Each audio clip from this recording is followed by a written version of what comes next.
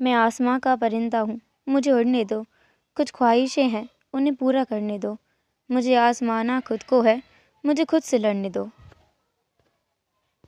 नमस्कार, मेरा नाम है जिया और आज आपके सामने मैं लेकर आई हूँ एक वन शॉट वांगशन एफएफ।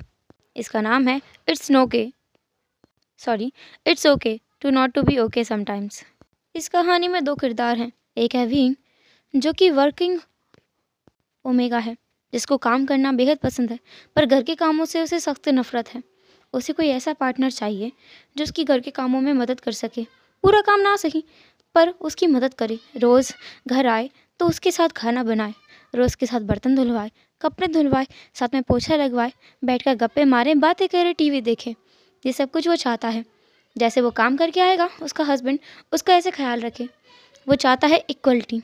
दूसरा व्यक्ति है वांगजी, लान वांगजी, एक वर्किंग बिजनेसमैन, एक कोल्ड हार्टेड अल्फ़ा, जिसको एक ऐसा हस्बैंड चाहिए जो एक हाउस मेड बनकर रहे, एक हाउस मेकर बन के रहे, जो घर का काम करे, घर से बाहर ना निकले।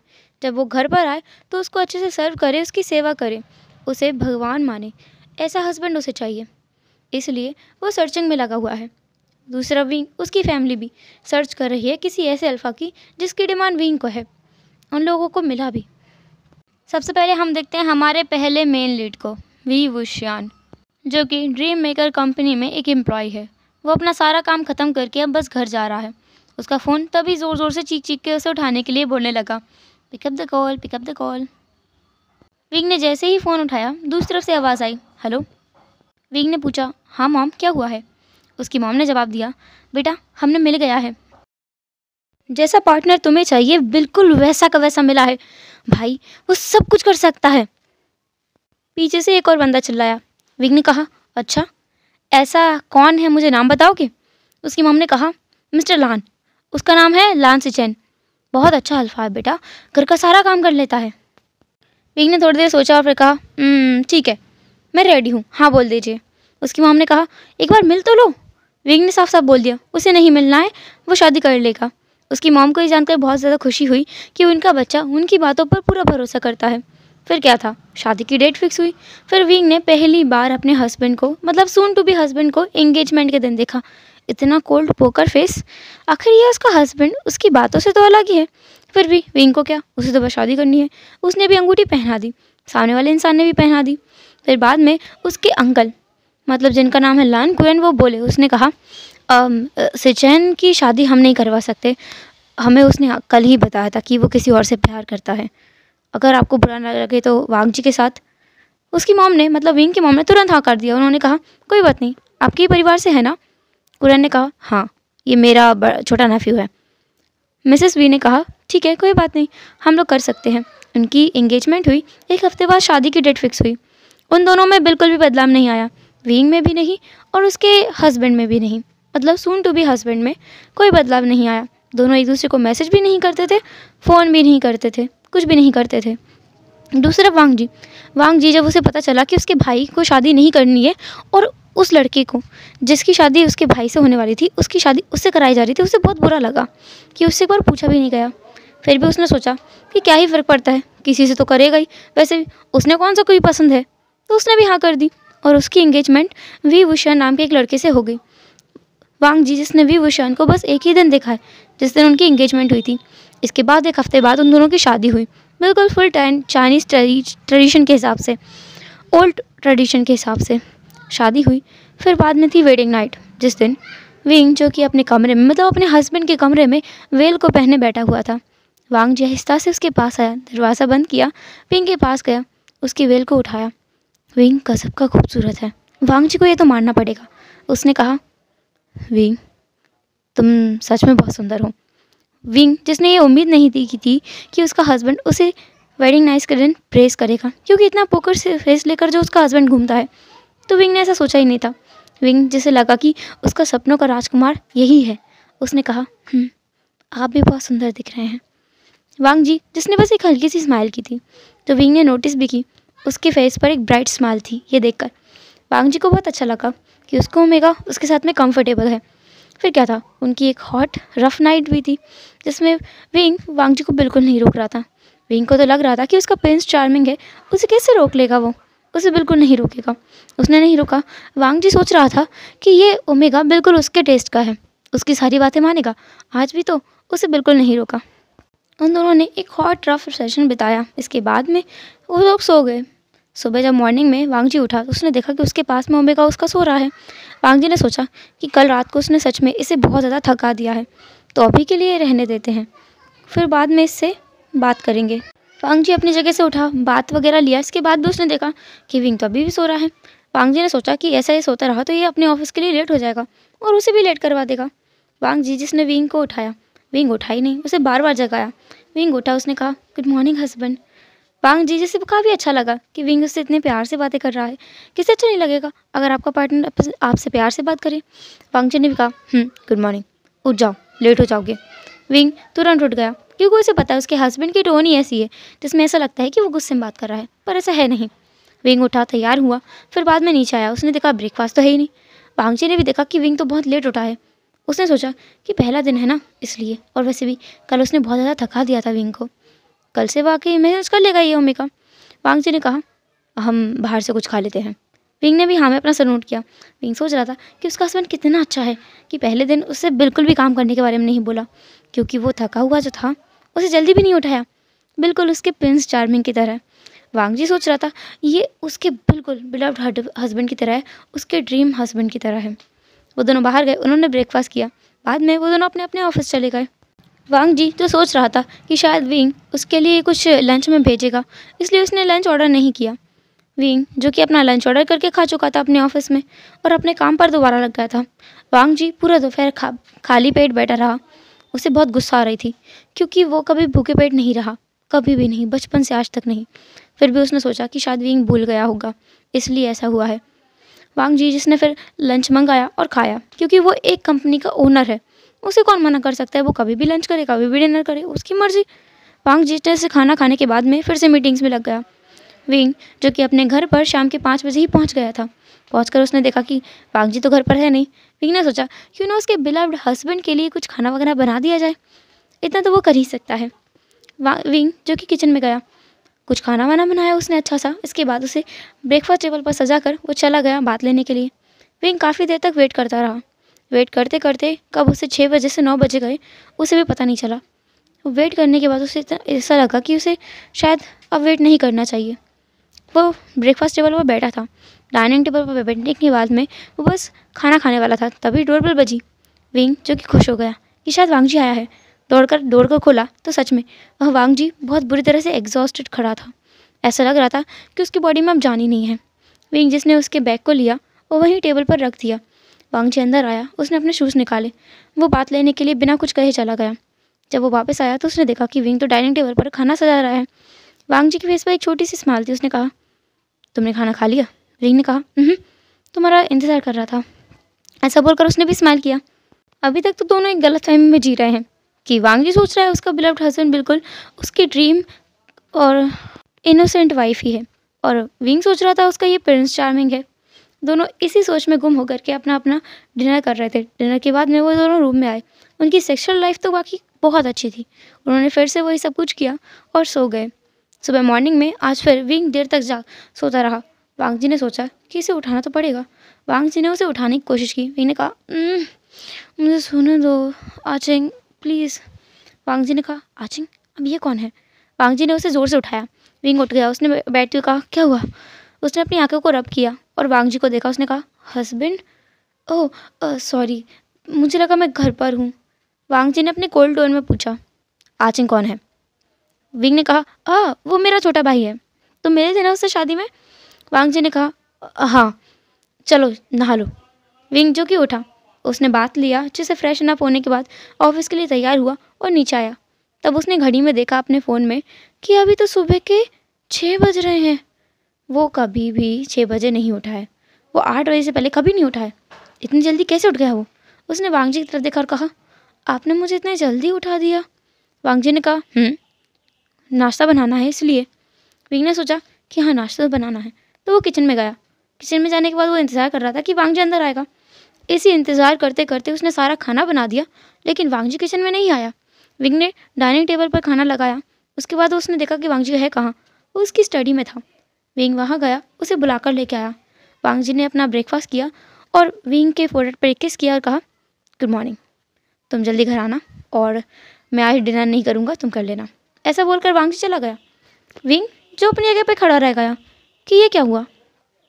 उसने सोचा कि शायद वांग जी को बताना पड़ेगा कि उसके साथ थोड़ा बहुत हाथ बटाए। सब लोग अपने माँ के पेट से थोड़ी ये सब चीज़ें सीख कर आते हैं। हस्बैंड को भी बताना पड़ता है कि थोड़ी हेल्प वाइफ की करा दे।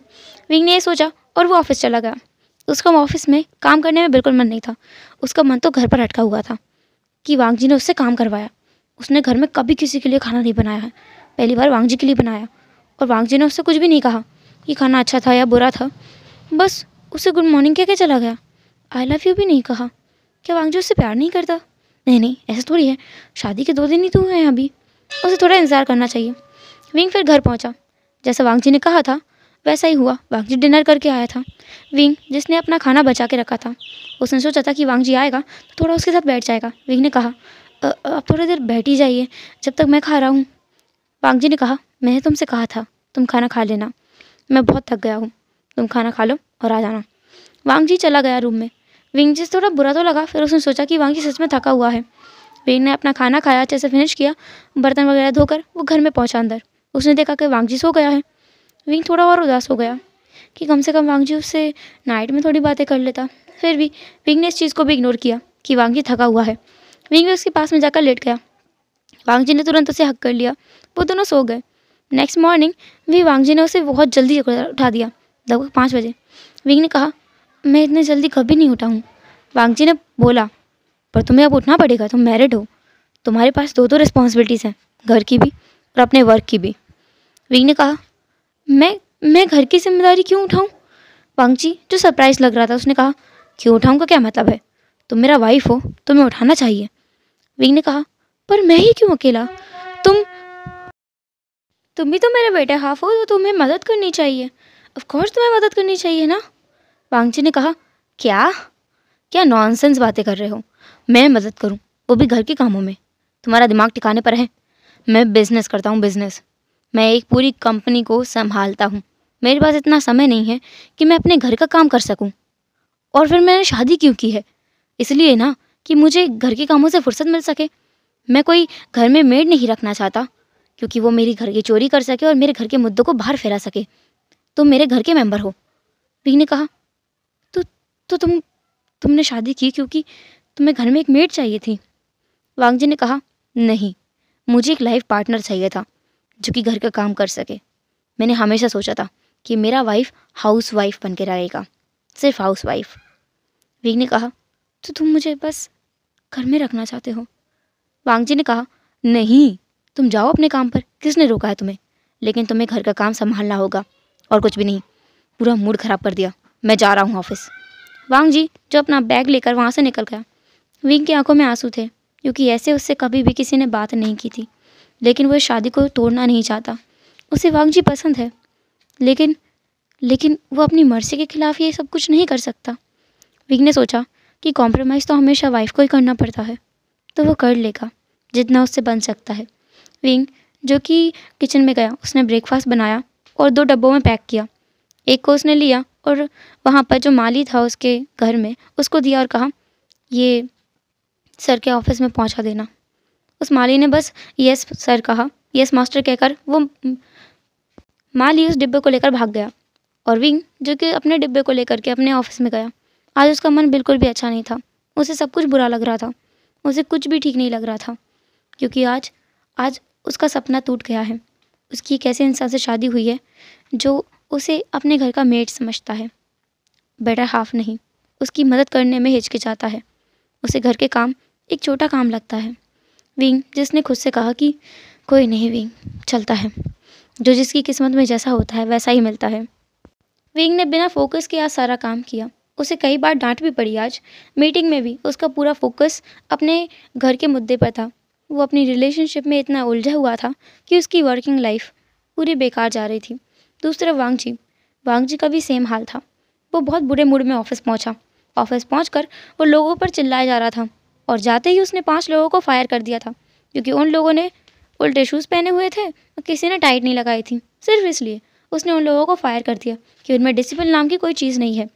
डिसिप्लिन का मुद्दा आज बहुत ज़ोरों शोरों से चल रहा था ऑफिस में, क्योंकि वांग जी हर किसी को बस डिसिप्लिन के पीछे डांटे जा रहा था, सुनाया जा रहा था। कितनी फाइल उसने ऐसे ही फेंक दी थी, जो कि एक से बढ़ के एक प्रोजेक्ट थे, उनको भी उसने ऐसे ही लात मार दी थी। बोला था इन्हें और अच्छा बना के लेके आओ। उसने कितनी मीटिंग्स को बर्बाद कर दिया था। लेकिन उसका मूड तो तब सुधरा जब उसके ऑफिस में एक एम्प्लॉय आया। उसे पता है ये उसके घर का माली है, ये उसके माली काका हैं, जो उसके लिए टिफ़िन बॉक्स लेकर आए थे। वांग जी जिसने कहा ये आप लेके आए हैं। उस माली ने कहा बॉस, मास्टर, ये लिटिल मास्टर ने आपके लिए भेजा है बनाकर। विंग जो कि ये भूल गया था कि उसने सुबह सुबह क्या क्या कहा है विंग से, पर फिर भी उसने उस डिब्बे को लिया, उसे देखा। उसमें एक लेटर भी था छोटा सा। उसके अंदर लिखा था मेरी हिस्से की गलतियों के लिए मुझे माफ़ कर देना। वांग जी को काफ़ी अच्छा लगा विंग की यह हरकत। उसे बहुत बहुत बहुत अच्छा लगा। उसका मूड जैसे चुटकियों में बदल गया था।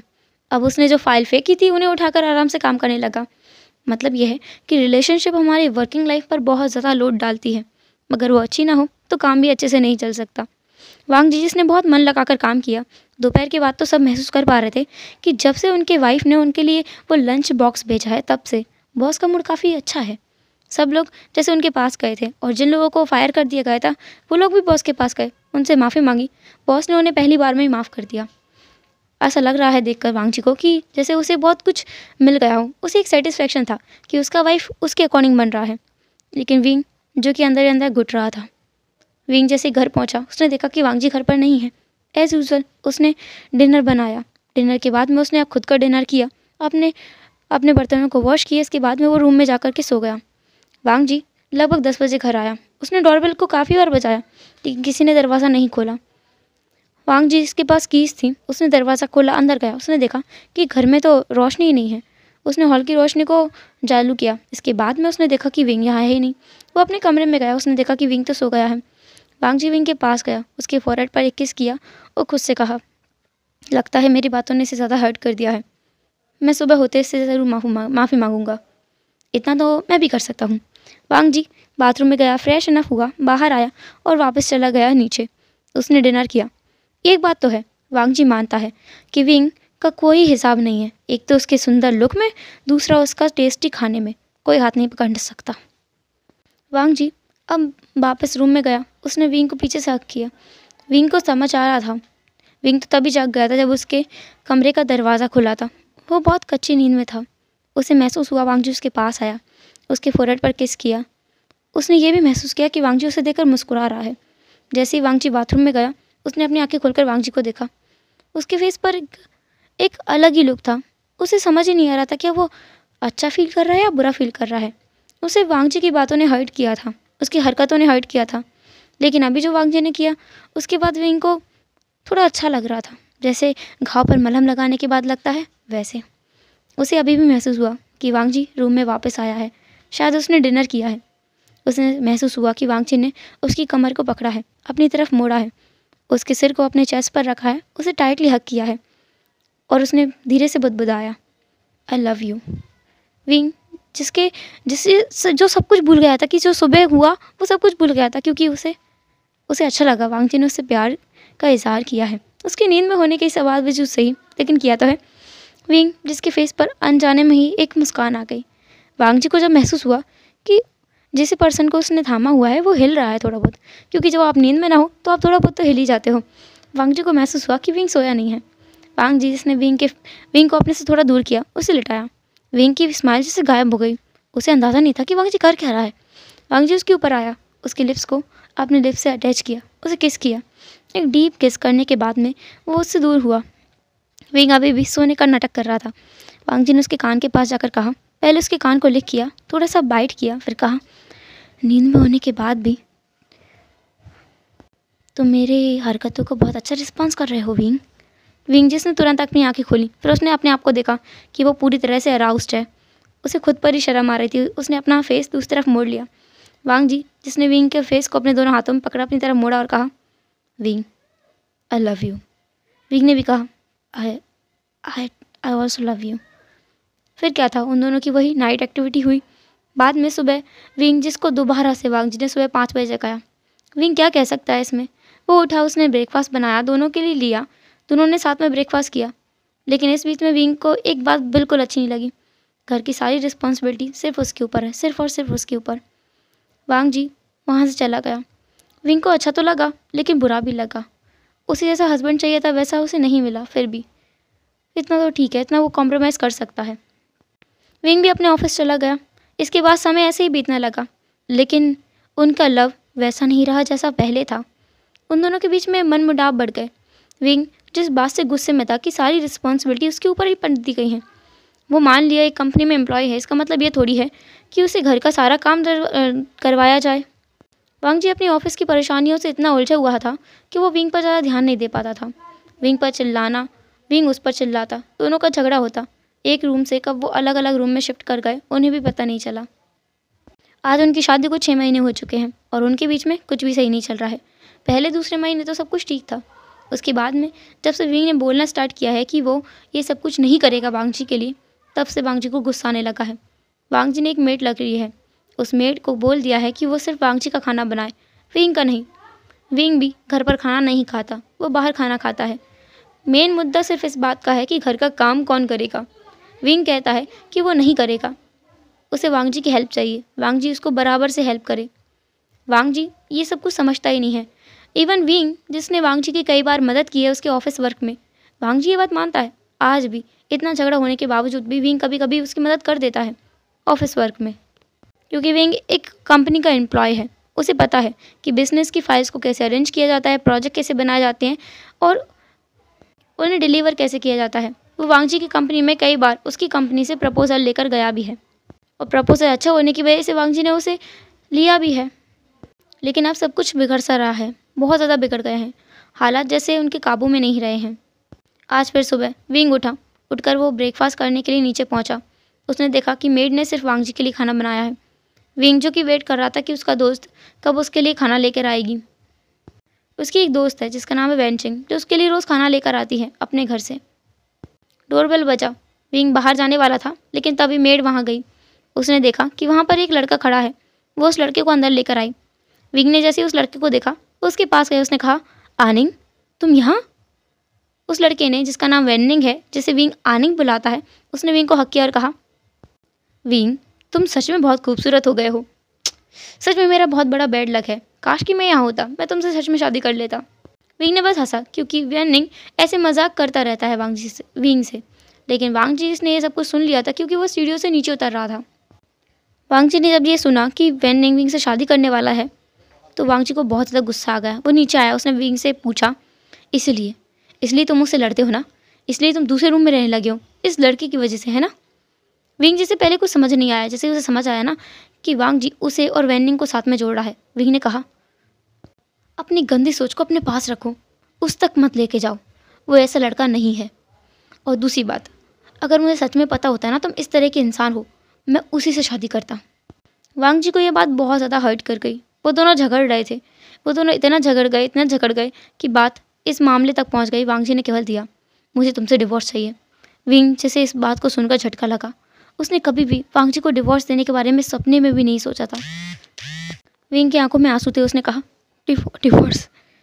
इसलिए तुम मुझसे इतने टाइम से झगड़ा कर रहे थे ना, क्योंकि तुम्हें सिर्फ डिवोर्स चाहिए था, है ना? विंग जो कि रोने लगा था। वांग जी को भी अच्छा नहीं लगा कि विंग रो रहा है। कुछ भी हो, वांग जी को विंग से प्यार हो गया है। लेकिन वांग जी झुकना नहीं चाहता। वांग जी ने कहा, ऐसा नहीं है, लेकिन तुम अगर ऐसी हरकतें करते रहे तो मुझे देना पड़ेगा। विंग ने कहा, मैं और घुट कर नहीं जी सकता। मैं तुम्हारे रोज़ उसके तानों से परेशान हो गया हूँ। इससे अच्छा है कि हम सच में अलग हो जाते हैं। मैं जा रहा हूँ तुम्हारा घर छोड़कर। विंग जो कि बिना वहाँ से कुछ भी सामान लिए घर छोड़कर चला गया। वेनिंग विंग को समझा रहा था कि विंग गुस्से में डिसीजन मत लो, लेकिन विंग घर छोड़कर चला गया। वो अपने पेरेंट्स के पास पहुंचा। उसने सारी बातें बताई कि 6 महीने से क्या क्या हो रहा है। जैसा उसने सोचा था वैसा बिल्कुल भी नहीं है। सारी जिम्मेदारियां सिर्फ उसके ऊपर हैं, सब कुछ उसके ऊपर है। और अगर कल को कोई बच्चा भी होता है तो वांग जी उसे उसकी जॉब छोड़ने के लिए बोल देगा। उसने ये साफ साफ बोल रखा है उससे। वांग जी जिसने ये सब कुछ गुस्से में बोल दिया था, उसे अंदाज़ा भी नहीं था कि विंग अपने मन में हर एक बात को बसाए बैठा है। हर एक ताने को उसने अपने मन में जैसे घर बना दिया है उसके लिए। सारी बातें उसने अपने पेरेंट्स को बता दी। उसके पेरेंट्स भी आगोश में आ गए, उसका भाई स्पेशली। वो लोग वांग जी के पेरेंट्स के पास पहुँचे। उन पेरेंट्स के बीच में भी झगड़ा हो गया। वांग जी के पेरेंट्स बोल रहे थे कि उनका बच्चा ऐसा कर नहीं सकता। विंग के पेरेंट्स बोल रहे थे कि उनके बच्चे ने शिकायत की है, उसकी हालत देखो कैसी है। विंग जो बोल रहा था कि सिर्फ मारपीट करना ही एक शोषण नहीं होता है, बल्कि उसे मेंटली हरेस करना, मेंटली टॉर्चर करना भी एक हरेसमेंट होता है, एक गलत बात है, एक उत्पीड़ना है। और वांग जी ने उसके साथ वही किया है। वांग जी वहाँ आ गया, वो अपनी साइड लेता, विंग अपनी साइड लेता। वो एक दूसरे के ऊपर इल्ज़ाम लगाने में व्यस्त थे और इस बात पर इतनी लड़ाई बढ़ गई कि सब लोग मान गए उनके डिवोर्स के लिए। हड़बड़ी में डिवोर्स पेपर भी बनवा लिए गए। विंग वांग जी दोनों ने साइन कर दिए। उन दोनों का डिवोर्स आखिरकार हो गया। उनकी शादी सिर्फ 6 महीने चली। इसके बाद वो दोनों अलग अलग रहने लगे। लगभग 2 महीने बाद विंग, जिसे अचानक से ही ये रियलाइजेशन हुआ कि उसकी तबीयत बिगड़ गई है, वो हॉस्पिटल गया। चेकअप कराने पर पता चला कि वो प्रेग्नेंट है। अब ये न्यूज़ वो किसको दे? उसका डिवोर्स हो चुका है, बिना हस्बैंड के वो है, वो क्या करे? उसे कुछ समझ नहीं आ रहा था। फिर भी उसने अपने कांपते हाथों से उस हॉस्पिटल रूम के उस बेड पर बैठे बैठे ही वांग जी को कॉल लगाया। वांग जी जैसे विंग के ख्यालों में गुम था। उसे भी लग रहा था कि उसे ऐसा नहीं करना चाहिए था। उसने देखा है अपने भाई को, उसका भाई कैसे उसके पार्टनर की मदद करता है, हर एक चीज़ में उसके पार्टनर को सपोर्ट करता है। वो दोनों कैसे बैठकर एक दूसरे से बातें करते हैं। अगर विंग और वो एक साथ बैठकर बातें करते, एक साथ बैठकर उनकी परेशानियां बताते कि विंग क्या चाहता है और वांग जी बोलता था कि वांग जी क्या चाहता है, तो शायद उनकी शादी नहीं टूटती। वांग जी अपने ख्यालों में गुम था। उसे पता भी नहीं चला कि कितनी देर से उसका फ़ोन वाइब्रेट किया जा रहा है। उसे एहसास बाद में हुआ। उसने देखा कि वहाँ पर 15 मिस कॉल्स हैं, जो कि विंग की हैं। वांग जी घबरा गया कि विंग उसे कॉल क्यों कर रहा है। वांग जी ने तुरंत कॉल बैक किया। विंग ने तुरंत ही उठा लिया। उसने कहा, लेंसन, वो मैं। वांग जी ने कहा, क्या हुआ विंग, तुम कहाँ हो? विंग जैसे ही उसने हॉस्पिटल का नाम बोला, वांग जी तुरंत अपनी डेस्क से खड़ा हुआ, उठकर वहाँ से भागा। पूरा वो ऑफिस में था, पूरा ऑफिस उसे देख रहा था, क्योंकि वांग जी एक एलिगेंट पर्सन है। उसे भागना दौड़ना इतना पसंद नहीं है। वो स्पीड में चलता ज़रूर है, लेकिन भागता कभी नहीं है। वो इतनी हड़बड़ी में भाग रहा था, एक पल के लिए तो उसकी सेक्रेटरी भी डर गई। सब लोग उसके पीछे भागे, लेकिन वांग जी एलिवेटर में चढ़ करके दोबारा से नीचे भाग गया। कार को लिया, उस हॉस्पिटल की तरफ बढ़ा दिया उस कार को। तुरंत ही वो वहाँ पहुँच भी गया। दौड़ते भागते हुए उसी रूम में वो पहुँचा जहाँ पर विंग है। जैसे ही रूम का दरवाज़ा खुला, उसने विंग को वहाँ रोते हुए पाया। विंग अपने आप को हक करके वहाँ बैठा हुआ था और रो रहा था। वांग जी ने वो से जाकर हक किया और कहा, विंग क्या हुआ है?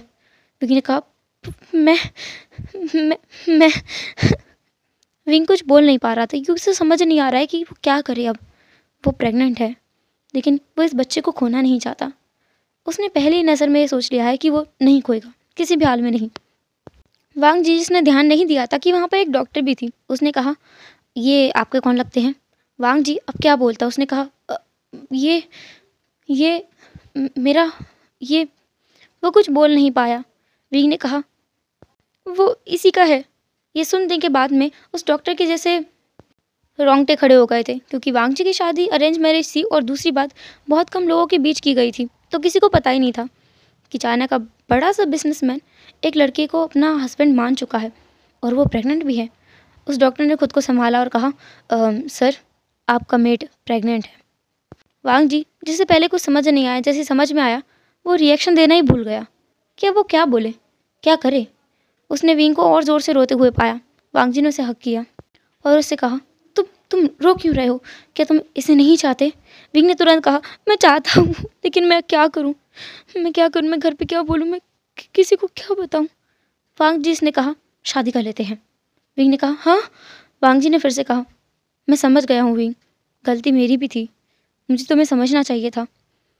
ताली एक हाथ से नहीं बजती, रिश्ता कभी भी एक एक तरफ से नहीं चलता है।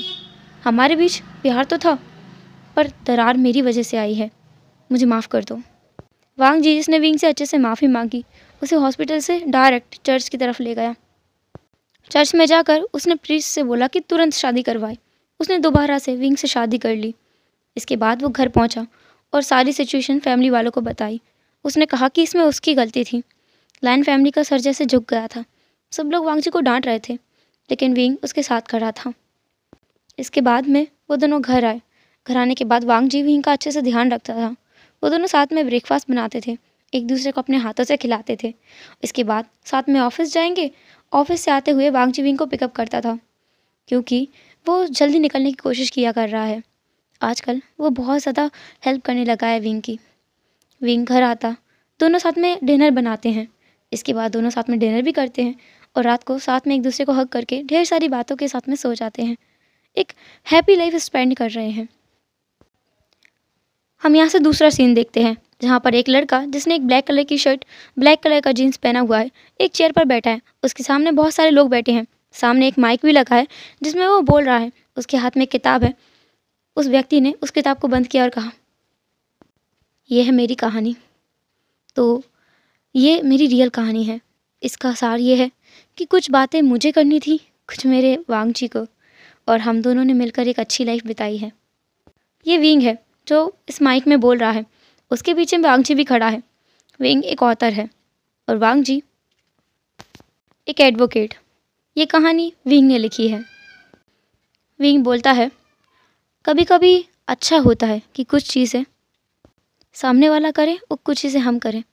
मतलब it's okay to not to be okay sometimes. कभी कभी खुद की बातें मनवाने से ज़्यादा किसी की बात मान लेना अच्छा होता है एक रिश्ता चलाने के लिए। एक रिश्ता कभी एक व्यक्ति से नहीं चलता। एक रिश्ता हमेशा दो लोगों से चलता है। अगर सिर्फ एक ही व्यक्ति एफर्ट्स डालता रहेगा और दूसरा कुछ नहीं करेगा तो पहला व्यक्ति एक ना एक दिन थक जाएगा और इस रिश्ते को छोड़ देगा। तो मैं उम्मीद करता हूँ इस कहानी के ज़रिए मैं आपको बता सकूँ कि आप लोग एक दूसरे को समझें ताकि आपकी भी एक हैप्पी एंडिंग हो सके, वांग जी और विंग की तरह। विंग जिसने पीछे मुड़कर देखा वांग जी की तरफ, वांग जी लीन हुआ, उसके लिप्स पर अपने लिप्स को टिका दिया, थोड़ी देर तक किस किया और दूर हट गया। विंग जिसने उम्मीद नहीं की थी कि वांग जी इतना ज़्यादा शेमलेस है, उसने कहा, शेमलेस। वांग जी जिसने बस छोटी सी स्माइल की। ऑडियंस में एक बच्चा भी बैठा था। उसने ताली बजाई और कहा, मॉमी यू द बेस्ट। मुझे पता था आप ना बहुत अच्छा लिखोगे। वो ज़ोर से चीख रहा था। सब लोगों ने वहाँ देखा। वहाँ पर एक छोटा सा बच्चा था जो उठकर दोबारा से स्टेज की तरफ भागा। विंग भी उठा, उसको हक किया। विंग ने भी हंसा, उस बच्चे ने भी हंसा और उस पूरे हॉल में जैसे तालियों की गूंज हो गई थी, क्योंकि सब लोग जैसे उस कहानी के बाद विंग की बातों में खो गए थे। सब लोगों ने आंखें खोलकर विंग और वांग जी का किस भी देखा। उस तालियों की गूंज ने विंग का जैसे हौसला बढ़ा दिया था। उसने वांग जी की तरफ देखा और मुस्कुराया। वांग जी ने विंग की तरफ हाथ बढ़ाया। उन दोनों ने हक किया। हेलो एवरीवन, तो कैसा रहा ये वन शॉट एफएफ। उम्मीद करती हूँ कि आपको अच्छा लगा हो। जैसा भी लगा हो कमेंट ज़रूर करना एंड फिर मिलेंगे नेक्स्ट एफएफ में। तब तक के लिए tata take care, bye bye, अपना ख्याल रखना।